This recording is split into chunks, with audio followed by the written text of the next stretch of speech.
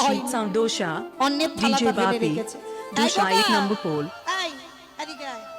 কাঁদছিস কেন? কি হয়েছে? বন্ধুরা বকেছে, বন্ধুরা মেরেছে, না মারামারি করেছিস? কাঁদছিস কেন? ও মামা, বাবাকে দেখলাম বাবা বাড়ি আসছে, বাবা বাড়ি আসছে, তাই এতে কাঁদার কি আছে? তো আনন্দের কথা, তা তুই কাঁদছিস কেন? জানো মা, আমি অনেক ভালোবাসা নিয়ে, অনেক আদর নিয়ে আমার বাবার কোলে একটু উঠতে গেলাম। আমার বাবা হাত দুটো ধরে বললে, "এই, মার কাছে পরিষ্কার হয়ে আয়, পরিষ্কার হলে তবে কোলে নেব, তার আগে নেব না।" মায়ের চোখে জল এলো। ও, বাবা বকেছে বুঝি, কোলে নাইনি, ওই জন্য কষ্ট হয়েছে। ঠিক আছে, মার কিন্তু আর খাওয়া হলো না। বাবা ভালোবাসাটা কোথায় দেখে? সারাদিন পরে খেতে বসেছে, খাওয়া হলো না। সে খাবার থালাটা রেখে দিয়ে মা ওই ছেলে ধুলোবালি কাদা মেখে আছে, পরিষ্কার করে দিয়েছে। ভালো জামা কাপড় পরিয়ে দিল, একটু পাউডার মাখিয়ে দিল, বড় একটা কাজলের টিপ পরিয়ে দিল। এইবার স্বামী বাড়ি এসেছে, ছেলেটাকে কোলে নিয়ে বলছে, কি গো, ছেলেটাকে কোলে নাওনি? ছেলেটার বড় কষ্ট হয়েছে, নাও একটু কোলে নিয়ে ঘুরতে যাও তো দেখি আগে, তারপরে কথা বলবো। হরি বল। এইবার বাবা আসল তত্ত্বটা বলবো, এইবার ভালো করে শুনবেন। মা পরিষ্কার করে দিল বাবার কোলে, বাবা ছেলেকে নিয়ে ঘুরতে গেল। তত্ত্বটা বোঝালো কি? দুটো তত্ত্ব বেরোলো বাবা। যারা ভক্তি জীবনে ডুবেছেন তারা অনুভব করতে পেরেছেন, আর যারা ডুব দেননি তারা এখনো বুঝতে পারছেন না। বাবা ভালোবাসে, মা ভালোবাসে, তাহলে এই চরিত্রটা তুলে ধরলো কেন চৈতন্য মহাপ্রভু? বাবা হলো পরমাত্মা রূপী ভগবান। ভালো করে শুনবেন, বাবা হলো পরমাত্মা রূপী ভগবান, আরে মা হলো আমাদের যে যার ঘরের গুরুদেব। মা গুরু যদি পরিষ্কার করে না দেয়, তাহলে পরমাত্মা রূপী ভগবানে আজ সন্তানকে কোলে নেবে কি করে? তাহলে মাকে গুরুর জায়গায় বসালো, বাবা ভগবানের জায়গায় বসলো। যে যতই বিশ্ব পিতাকে ভালোবাসো না কেন, আগে গুরু চরণ ধরতে হবে।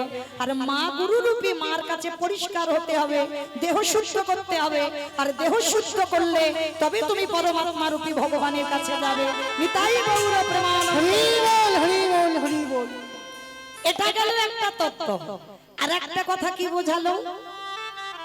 ভগবান মনে মনে ভাবলো, কলির মানুষ বাবা, এরা তো সব নোংরা মেখাজি, ওমাইরা সবাই নোংরা মেখে বসে আছে।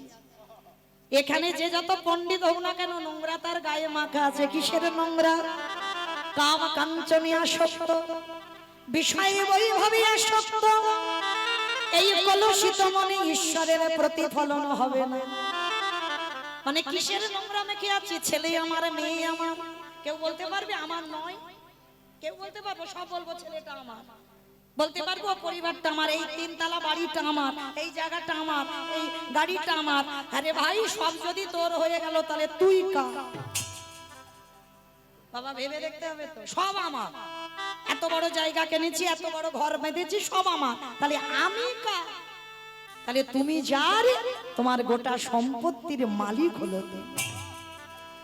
কোনদিন আমার আমার করো না। তা ভগবান বলছি, এই কলির মানুষ সত্য নোংরা মেখে আছে। ছেলে যেমন নোংরা মেখে থাকলে, বাবা দামি জামা কাপড় পরে ছেলেকে কোলে নিতে পারে না, তাহলে কলির নোংরা মাখাজি।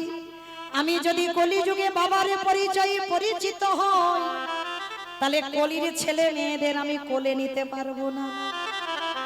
কি বাবা, যারা কাহিনীটা শুনলেন, নোংরা মেখে আছে তো বলে বাবা তো নিতে পারলো না, তাহলে কলির নোংরা মাখানো জীবকে আমি কোলে নিতে পারবো না। তাহলে কি করতে হবে? কিন্তু মা কি বিচার করেছিল বাবা? মা কিন্তু ছেলে ধুলো মেখে আছে সেই অবস্থাতে কোলে করে নিল। কেন? মা যেটা পারবে সেটা বাবা পারে না। মার ভালোবাসা মাধুর্যের, বাবার ভালোবাসা ঐশ্বর্যের। মা যেটা পারবে সেটা বাবা কখনো পারে না, বা হতে পারে না। তা ধুলো কাদাবালি মেখে আছে, ছেলেটাকে কোলে নিল। ভগবান চিন্তা করে দেখলো, হায় ভগবান, বাবা নোংরা ধুলো বিচার করি, কিন্তু মা বিচার করে না। আমি কলির ভগবান, কলিযুগে যাব মায়ের পরিচয়ে পরিচিত হয়ে। মা যেমন ছেলেকে সহজে বুকে নিতে পারে, নোংরা ধুলো বিচার করে না, আমি ভগবান কয়ে ওই কলিযুগের মাটিতে মায়ের পরিচয় যাব, সচিদানন্দন গৌরাঙ্গ সুন্দর হব। আরে সচিদানন্দন গৌরাঙ্গ সুন্দর হয়ে এই কলির নোংরা মাখানো যে কামনা বাসনা ময়লার বসন যে পড়ে আছে, এদেরকে সহজে আমি কোলে নিতে পারবো। তাই চৈতন্য মহাপ্রভু আমার কলিযুগের এই বাংলার মাটিতে এসেছেন, সচিদানন্দন গৌরাঙ্গ সুন্দর হয়ে। কেন? সহজে যাতে এই কলির পাপাচারী জীবকে উদ্ধার করতে পারে। তাহলে ভগবান তো কারোর একার সম্পদ নয় মা। এইটা যদি কেউ মনে করে ভগবান আমার একার, মানে আমরা কীর্তনিয়ারা কীর্তন গাইছি মানে ভগবান আমাদের একেবারে কাছাকাছি আছে, ভুল কথা। আরো বাবা কীর্তনিয়াদের থেকে 10 হাত দূরে থাকে ভগবান, কখনো এদের কাছে থাকে না। হরি বল। তাহলে বাবা মনে রাখতে হবে ভগবান কারোর নয়, একার নয়, ভগবান সবার। যদি বলো কেন, প্রমাণ তো দিয়ে গেছে মহাভারতেই। অন্ধ ধৃতরাষ্ট্র একেবারে উজ্জ্বল প্রমাণ। মহাভারতে অন্ধ ধৃতরাষ্ট্র বাবা, এখানে আমরা প্রত্যেকটা মানুষ জানি অন্ধ ধৃতরাষ্ট্র ভগবানের কি ভক্ত ছিল না শত্রু ছিল? সবাই বলবো বাবা ভগবানের শত্রু ছিল, তাই তো? কিন্তু অন্ধ ধৃতরাষ্ট্রের শেষ পরিণতিটা কি, এইটা কি আমরা কেউ জানি? এই ধৃতরাষ্ট্রের শেষ পরিণতি ছিল বাবা, দুর্যোধন যে শত্রু ছিল তার অন্নে প্রতিপালিত হচ্ছিল। বাবা যারা গীতা ভাগবত জ্ঞানী আপনারা জানেন, সঞ্জয় দিব্য নয়নে দর্শন করে অন্ধ ধৃতরাষ্ট্রের কাছে বর্ণনা করেছিল কুরুক্ষেত্রের মাঠে কি কি ঘটনা ঘটছে, কে কবে মরবে আর কে কখন কখন হত্যা করা হচ্ছে। তো একটা একটা করে বলছে, আর অন্ধ ধৃতরাষ্ট্র পুত্রদের মৃত্যু সংবাদ শুনছে। ভালো করে ভেবে দেখেন বাবা, একজন অন্ধ ব্যক্তি যখন একটা একটা সন্তানদের মৃত্যু সংবাদ শোনে, সে ব্যক্তিটার পরিণতিটা কি হয় বাবা?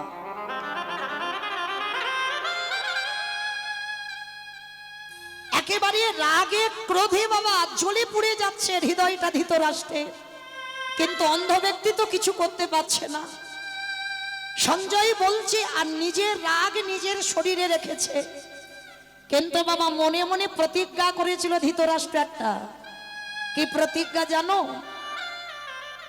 একটাই প্রতিজ্ঞা করেছিল, যদি কোনোদিন যে ভীমের গদার আঘাতে আমার দুর্যোধনের উরুভঙ্গ হলো, যে ভীম আমার দুঃশাসনের বক্ষ চিরে রক্ত পান করলো, ওই ভীমকে আমি কোনোদিন ছেড়ে দেব না, ওই ভীমকে আমি নিজের হাতে হত্যা করব। যতই হোক বাবা তো একটা প্রতিজ্ঞা করেছিল মনে মনে, কিন্তু বাবা অন্ধ কিছু করতে পারছে না, কিন্তু প্রতিজ্ঞা করেছিল। আর একটা কথা মনে রাখবেন বাবা, ভক্তকে কোনোদিন ভগবানের কাছে গিয়ে কিছু বলতে লাগে না।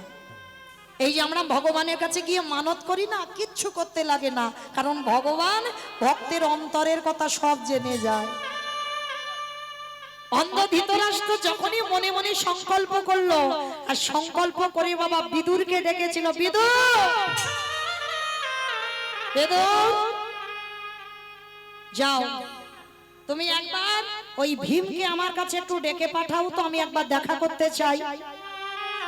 বাবা ধৃতরাষ্ট্র কথাটা বলছে শান্ত স্বভাবে, কিন্তু ভিতরটা আগুনে পুড়ে জ্বলে যাচ্ছে পুত্র শোকে। তা যখনই বিদুরকে খবর দিয়েছে, বিদুর গিয়ে বাবা ভীম বা পঞ্চ পাণ্ডবকে খবর দিয়েছে, অন্ধ ধৃতরাষ্ট্র ভীমকে একবার দেখা করতে বলেছে। কিন্তু কেন যে দেখা করতে বলেছে এইটা তো বাবা একজন খুব ভালো করে জানে। কি গো, সবার চোখে ফাঁকি দেওয়া যায়, ধুলো দেওয়া যায়। এই যে আমি মৌমিতা দাঁড়িয়ে আছি বাবা, মোটামুটি সবাইকে দেখতে পাচ্ছি, কিন্তু বাবা একজনের চোখে ফাঁকি দেওয়া যাবে? কে কীর্তন শুনছে, কে শুনছে না, কে হেসে গেল, কে গল্প করে গেল, কে কেঁদে গেল, কে শুধু প্রসাদ পেয়ে চলে গেল, আর কে বসে বসে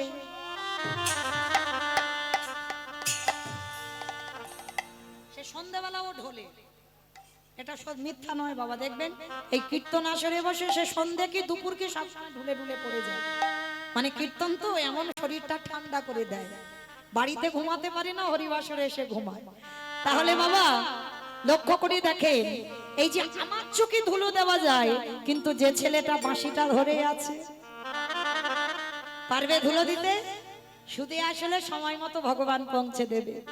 তার যখনই ধৃতরাষ্ট্র বিদুরের দ্বারা খবর পাঠিয়েছে যে ভীম যেন দেখা করে, তা বিদুর গিয়ে বাবা সংবাদটা দিয়েছে। তা এবার কি রকম গন্ডগোলটা পাকাচ্ছে দেখো আমার ভগবান কৃষ্ণ। পঞ্চপাণ্ডব একসঙ্গে এসেছে, আর একসঙ্গে এসে বাবা যুধিষ্ঠির মহারাজ প্রথমেই প্রণাম করেছে অন্ধ ধৃতরাষ্ট্রকে। আর যখনই প্রণাম করেছে অন্ধ ধৃতরাষ্ট্র, প্রণাম করতেই মানে শরীরটা ছুঁতেই বুঝতে পেরে গেছে ভীম নয়।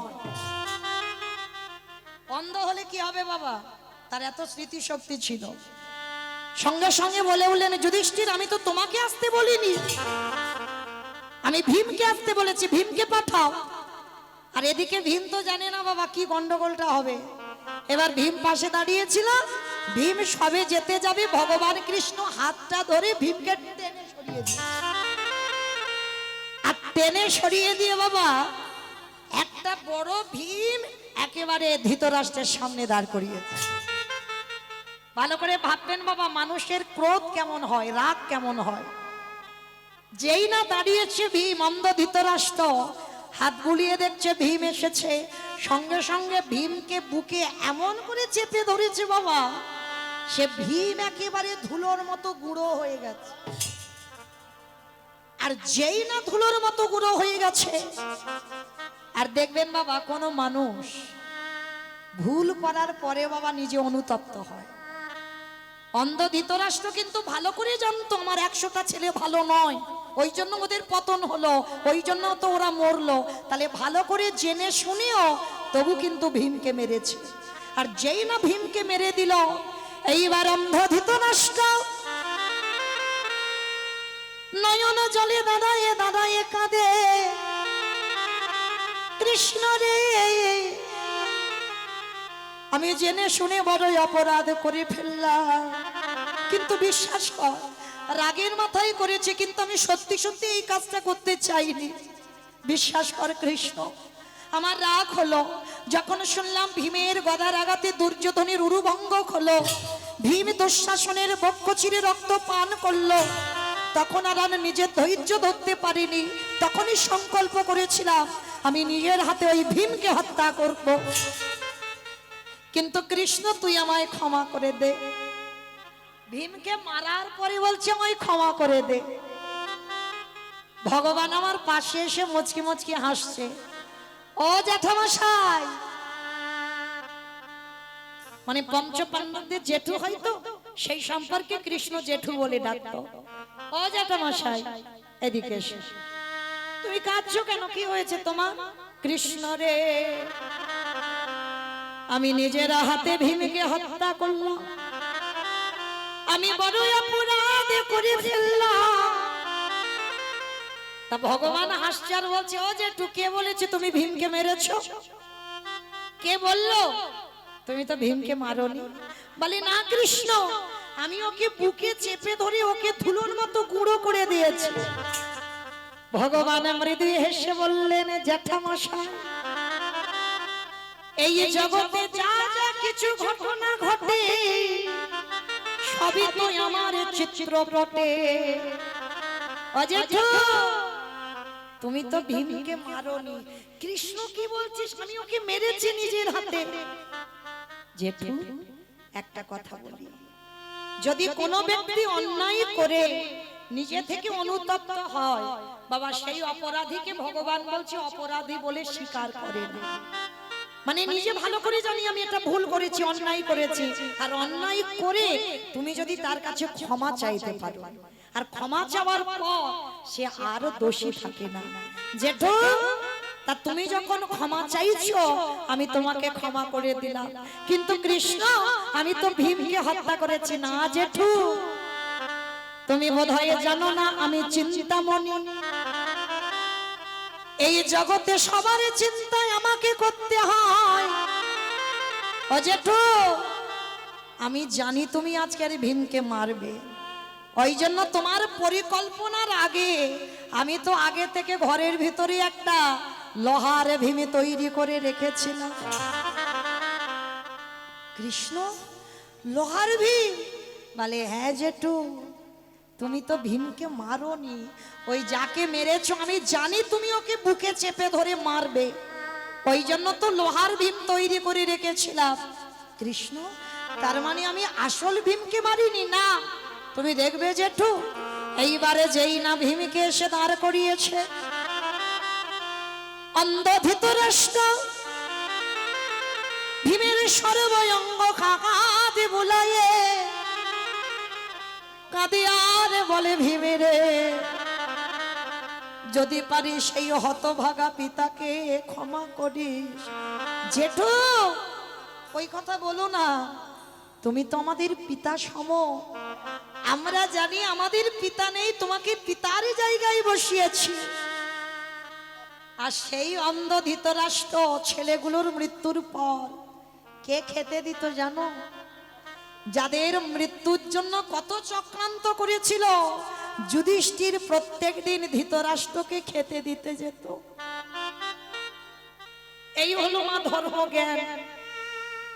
শত্রুকে শত্রু ভেবো না, তুমি যদি শত্রুকে মিত্রর জায়গায় বসাতে পারো, তাহলে তোমার থেকে সুখী এই পৃথিবীতে আর কেউ হবে না। যে অন্ধ ধৃতরাষ্ট্র 5 জনকে মারার চক্রান্ত করেছিল, আর মারার চক্রান্ত করে বাবা নিজের ছেলেরা চলে গেল, শেষের দিনে যখন কেউ ছিল না বংশে অন্ধ ধৃতরাষ্ট্রের, তখনই তো যুধিষ্ঠির খেতে দিতে যেত। আচ্ছা বাবা, যাদের মৃত্যুর জন্য কত চেষ্টা করেছিল, তাদের হাতের অন্নে প্রতিপালিত হচ্ছে অন্ধ ধৃতরাষ্ট্রের মা গান্ধারী, নিজে নিজে অনুতপ্ত হয়ে যাচ্ছে। আজ আমি 100 ছেলের বাবা, আর এখন আমার কাছে কেউ নেই।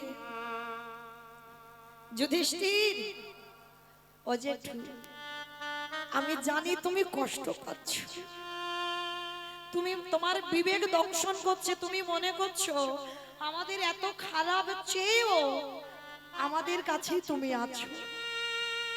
জেঠু, আমাদের কোনো কষ্ট নেই, তুমি তো পিতার সমান, আমাদের মারতে পারো, আমাদের বকতে পারো, তা বলে কি আমরা ধর্মচ্যুত হব? অন্ধ ধৃতরাষ্ট্র করজোর করে যুধিষ্ঠিরকে বলছে, যুধিষ্ঠির, এতই যখন ভালোবাসিস বাবা, একটা জিনিস চাইবো তোর কাছে, তুই দিবি বাবা একটু? ও জেঠু, বলো তুমি কি চাও? তুমি যদি আজকের আমাদের জ্যাঠামশাই হয়ে যদি এখানে দাঁড়িয়ে আমাদের প্রাণ নিতে চাও, আমি হাসতে হাসতে দিয়ে দেব। বলো জেঠু তুমি কি চাও? না, একবার আমার কৃষ্ণকে এনে দেখাবি। এই জায়গাটায় মা খুব ভালো করে শুনবে, শত্রুর শেষ পরিণতিটা কি হয়। একবার কৃষ্ণকে এনে দেখাবি। ও জেঠু, ঠিক আছে, আমি কাল সকালবেলা কৃষ্ণকে বলবো যে আমার জ্যাঠামশাই তোকে একবার দেখতে চেয়েছে। সকাল হয়েছে, কৃষ্ণকে খবর দিয়েছে, কৃষ্ণ এসে দাঁড়িয়েছে। জ্যাঠামশাই, শুনলাম তুমি নাকি আমাকে একটু দেখতে চেয়েছো। হ্যাঁ কৃষ্ণ, আমার কাছে আয়। সর্বঙ্গে হাত বুলিয়ে দেখছে ধৃতরাষ্ট্র। কৃষ্ণ, জীবনে তো অনেক কিছু তোর কাছে চেয়েছি, না চাইতে আমার পরিপূর্ণ করে দিয়েছি সংসার। আমি 100 ছেলের বাবা,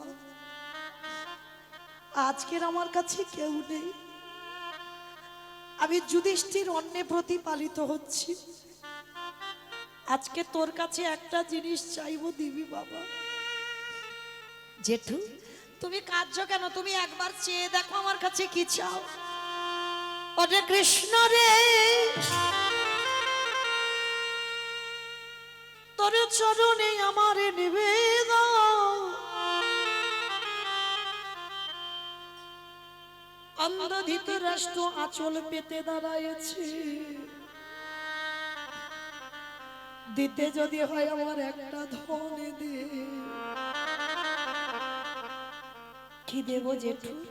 কৃষ্ণ, ক্ষণকালের জন্য, ক্ষণ সময়ের জন্য তুই আমার এই দৃষ্টি শক্তিটা একটু ফিরাইয়ে দে। ও জেঠু, তার মানে তুমি আমাকে একটু দেখতে চাও, তাই তো? আর পৃথিবীটাকে একটু দেখবে, ওই জন্য তুমি তোমার চোখটা চাইছো না কৃষ্ণ? পৃথিবী দেখতে চাই না, তোর ওই ভুবন মঙ্গল ভোলানো রূপ, গোপবেশরে বেনুক শ্যামে নব কৈশোরে নট নরলীলা হয়ে তাকার সর কৃষ্ণ রে, ওই রূপ একবার আমার সামনে এসে দাঁড় করা। ও যেটু, তুমি আমার ওই রূপ দেখবে? ঠিক আছে, তুমি একটু দাঁড়াও, আমি তোমাকে দেখাচ্ছি। ভগবান করুণার হাতটা ধৃতরাষ্ট্রের চোখে বুলিয়ে দিল। আরে যেই না ভগবান পরশ করেছে, পরশমণির পাথরে যদি লোহাতে ঠেকানো হয়, লোহা নাকি সোনা হয়ে যায়। আরে জগতে যদি কেউ গোবিন্দ পরশ করে, তার হৃদয়ে নাকি সোনা হয়ে। যে হৃদয়ে ভগবান,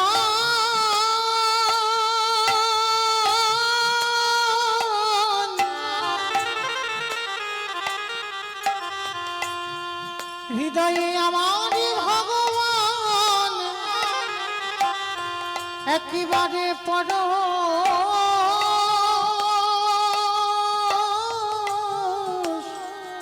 পরশ করে, তার হৃদয় নাকি সোনা হয়ে যায়। ভগবান যেই না করুণার হাত চোখে দিল,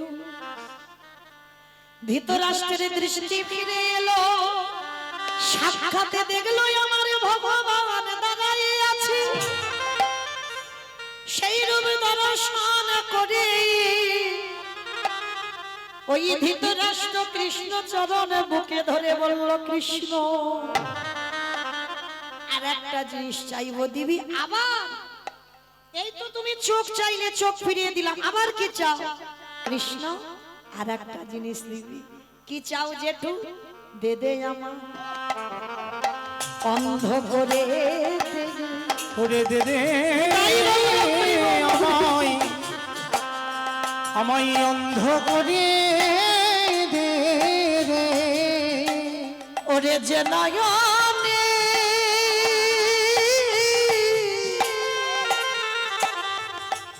যে নয়নে একেবারে কৃষ্ণ দর্শন করে, একেবারে দে দে অন্ধ করে দে রে। কি বললো? আমাকে অন্ধ করে? ও জেঠু, সবে তো দৃষ্টিটা দিলাম, আবার বলছো আমাকে দেখেই বলছো অন্ধ? ওরে কৃষ্ণ রে, এই পাবে দুটো নয়নে কারোর যদি একবারে সাক্ষাতে গোবিন্দ দর্শন হয়ে যায়, তারে কি জগতে আরে কিছু দেখতে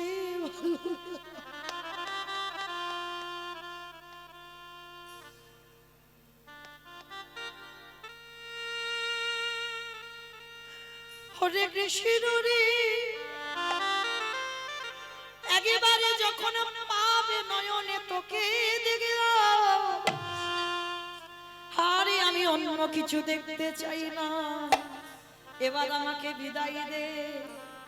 এই সংসারে ছেড়ে গান্ধারীকে নিয়ে আমি এবারে ব্রহ্মচর্য পালন করি, আমি বনবাস। কৃষ্ণ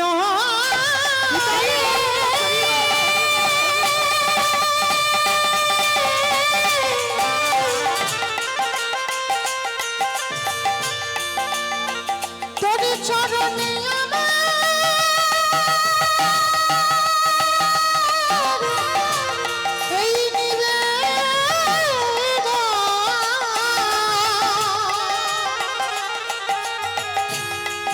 একেবারে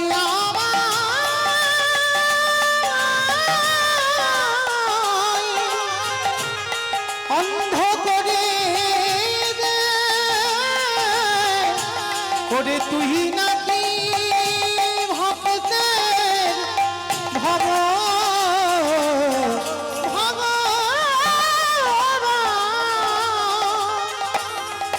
ওরে কৃষ্ণ রে হরি বল। এই কাগজটা বন্ধ করো দিয়া। তাহলে ধৃতরাষ্ট্রকে দেখে কি মনে হলো? আগে হোক বা পরে হোক, সবাইকে গোবিন্দ চরণ ধরতে হবে। কি গো, যে যাই করো না কেন আগে বলো আর পরে বলো, ধরতে তোমার হবে। যদি এ জন্মে না চরণ ধরো, এর পরের জন্মে ধরতে হবে। তার পরের জন্মে যদি না ধরো, কোনো না কোনো জন্মে আমার গোবিন্দ চরণ ধরতেই হবে। কারণ সংসার সুখের হয় পুরুষের গুণে। কি বললো? পুরুষের গুণে, রমণীর গুণে? তাহলে কোনটা ঠিক, পুরুষ না রমণী? পুরুষের গুণে। রমণী। তোমরা জানো তো বাবা, এটা খনার বচন, আমরা সবাই জানি। সংসার সুখের হয় রমণীর গুণে। তাহলে মনে করতে হবে একটা নারী পারবে তার পরিবারটাকে কৃষ্ণ ভক্তের পরিবার করতে। ভুল বললাম না? ভালো করে হৃদয়ঙ্গ করবেন মা। একটা পুরুষ না যত তাড়াতাড়ি পারবে, একটা নারী কিন্তু পারবে তার পরিবারটাকে কৃষ্ণ ভক্তের পরিবার করতে। যদি বলো কি করে, প্রমাণ আছে, প্রমাণ দিয়ে বলবো। আমি একটা বানানো কথা, একটা আজে বাজে কথা বলবো না মা, একেবারে প্রমাণ দিয়ে বলবো। দেখো একটা নারী সংসারে কি করতে পারে। কারণ এখানে আমার অনেক মায়েরা আছে, বিশেষ করে বোঝা দরকার, বলা দরকার। ভালো করে শোনো মা। এক নারী জন্ম নিয়েছিল ভক্ত পরিবারে। ভালো করে কথাগুলো শুনবেন, কেমন হৃদয়ঙ্গ করবেন। আর যদি আমার কথাটা শুনে মা কারোর এতটুকু চৈতন্য, একটু চেতনা ফিরে যায়। মেয়েটার নাম ছিল বাবা সত্যবাই। ছোটবেলা থেকে ভক্ত পরিবারে জন্ম নিয়েছিল। বাবা মা প্রসাদ বুঝেছিল, মেয়েটা গর্ভে থাকাকালীন প্রসাদ পেত। আর মায়েরা, যে মেয়েটা গর্ভে থাকাকালীন প্রসাদ পেতে পেতে জগতে এলো, জগতে জন্ম নিয়েও প্রসাদ পায়। কিন্তু দুর্ভাগ্য, তার কপালে এমন লেখা ছিল, বাবা মা দেখাশোনা করে মেয়েটাকে যার হাতে দিল বাবা, একেবারে ঘোর নাস্তিক। এটাই তো পরীক্ষা। ভগবান একবার ঘষে মেজে দেখবে না, যে দেখিও কি করে পারে আমার জায়গাটাকে রেখে দিতে। যে মেয়েটা ছোটবেলা থেকে ভক্ত পরিবারে বড় হলো, আর বাবা মা বিয়ে দিল এমন একটা পরিবারে বাবা, একেবারে নাস্তিক। মানে কৃষ্ণ তো ভালোবাসেই না, মানে বাড়িতে কোনোদিন নিরামিষ আহার হয় না, সে বৃহস্পতিবার একাদশী এসব কিছুই হয় না। মানে ঘোর নাস্তিক একেবারে, মানে এমন নাস্তিক এখন আছে বলে মনে হয় না। তা এই সত্য মা বিয়ের পরে এমনই একজন নারী ছিল, একদিনের জন্য বাবা বাপের বাড়ি গিয়ে কোনো নালিশ জানায়নি, যে মা তুমি আমার এমন বাড়িতে দিলে, যে বাড়িতে বাবা কৃষ্ণ ভজন নিষিদ্ধ, যে বাড়িতে ভগবানের নাম করা নিষেধ, যে বাড়িতে ভাগবত পাঠ করা যায় না, যে বাড়ি থেকে বাবা একটা পা বের করা যায় না। একদিনের জন্য কোনো অভিযোগ জানায়নি বাপের বাড়ি। যতটা পারত সত্যমা নিজের হৃদয়ে অন্তরে চেপে রাখত। আর ভগবানের ডাকতো কখন জানো? রাতের অন্ধকারে। যখন শাশুড়ি, সে তো বাবা শাশুড়ি ছিল না, শাশুড়িয়ে দিত, মানে এমন শাশুড়ি। আর মনে রাখতে হবে বাবা, শাশুড়ি মা হবে না জীবনে, আর বৌমাও মেয়ে হবে না জীবনে। তবে হবে না বলা ভুল, আছে অনেক অনেক পরিবারে আছে, শাশুড়ি মা হয়েছে, বৌমা মেয়ে হয়েছে। সেটা যে যার আচরণের উপরে নির্ভর করে বাবা। তা এই সত্যমার শাশুড়ি ছিল না, মায়ের মতো নয় মা। শাশুড়ি সে সবসময় শাশুড়িয়ে দিত। আর স্বামী তো সে স্বামী নয়, মদমাতাল, সন্ধ্যায় বাড়িতে থাকে না, কত রাত বাইরে রাস্তায় কাটিয়ে দেয়। এমন স্বামীর ঘর পেয়েছিল সত্যমা।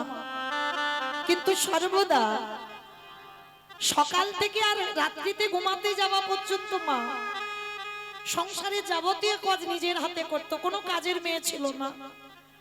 অতুল সম্পত্তি ছিল, দোতলা বাড়ি, পাথর সেটিং করা।